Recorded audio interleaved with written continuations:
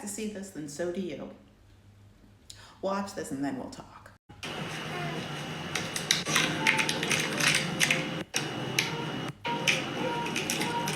That's how you learn, right?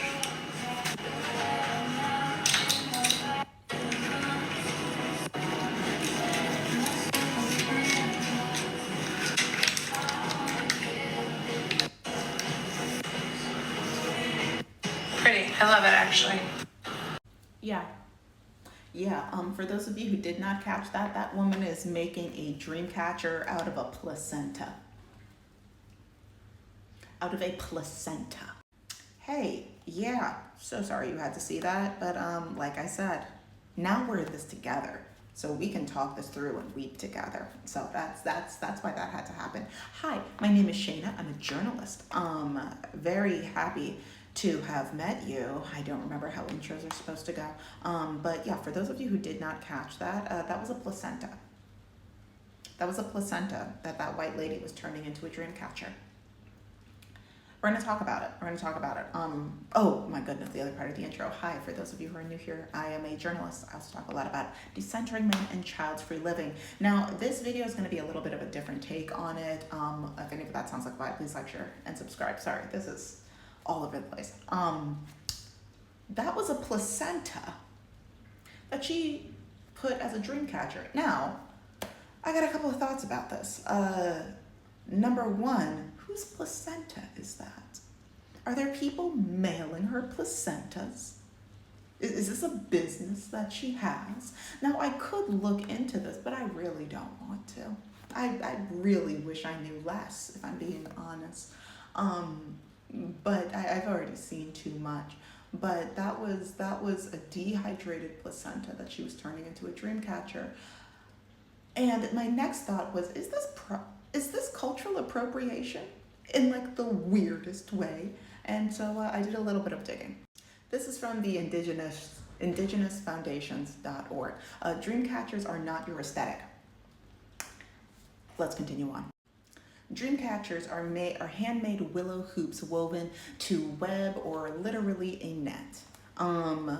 They can include feathers and beads, and they are traditionally suspended on cradles as a form of armor and protection. Although the tradition began with the Ojibways, please correct me if I'm wrong in that pronunciation, dream catchers became widespread within the Native American communities in the 1960s and 70s as a result of the Pan-Indian movement. They symbolize oneness and are indicative of indigenous identity. Misuse and exploitation of the design is offensive to indigenous people and dismissive of their value to them. So yes, it is a gross misuse of cultural appreciation. It has become cultural appropriation, and so many hard left turns were made. So I'm going to say something, and I'm not sure if it's just a me thing. So if it's not, or if you think that it is, please type it in the comment section. But I feel like people get really weird. There's like a birthing obsession, and we already know that people really want everybody's like, oh, there's a global decline in birth rate. That's like a decline in babies as workers. That's the capitalist system falling apart, falling off the hinges, right? But there's also this weird obsession with pregnancy and birthing, and people get real weird about it. And I have a couple other examples. This is an example that I never even thought to think of.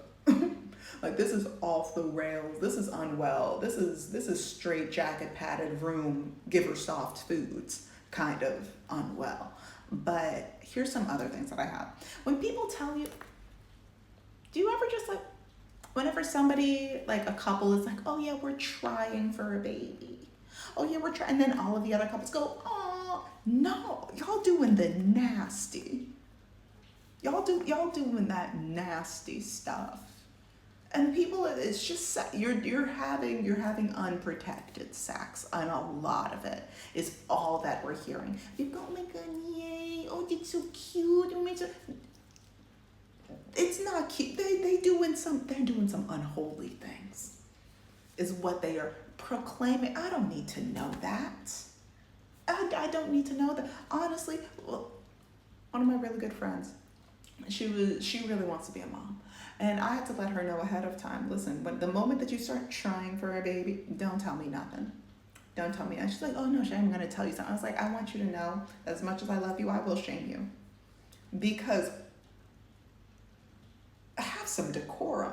Also, like I can't stop myself from looking at people who are pregnant and going, did that nasty. Anyway, we're continuing on. Ooh, my handwriting is all over the place. People that love to touch pregnant people, like without consent. A lot of people just like touching pregnant ladies, pregnant people's bellies. They just like to, oh my goodness, to be, honestly, also when the baby kicks, it freaks me out. It freaks me out. It really does give Alien. Like that movie. It really does give Alien. Ugh. But people love touching pregnant people, almost like they're as close to the birth. It's almost like putting their hand on the belly brings them closer to the experience. I don't know. It's weird. It's weird. Also, the concept of keeping remnants from the birth.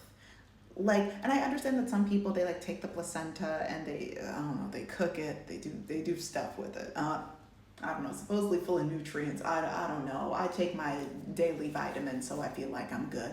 But like people taking remnants from the birth, or even like, I honestly kind of think that is weird. Like some people keep baby teeth, some people keep like, there's all these like little things that people just take. And I'm like, it's kind of giving hoodoo. But like, I understand that, I don't know, it's all just weird to me personally.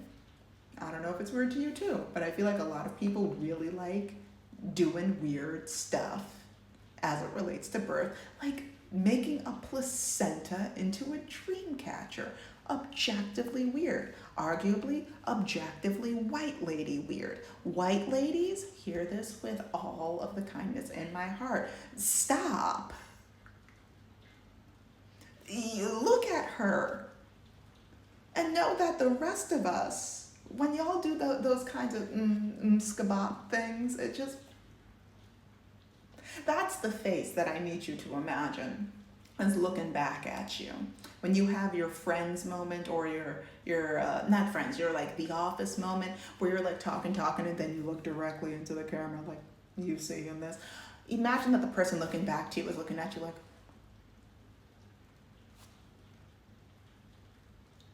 but it's to you. Don't be doing white lady stuff like that.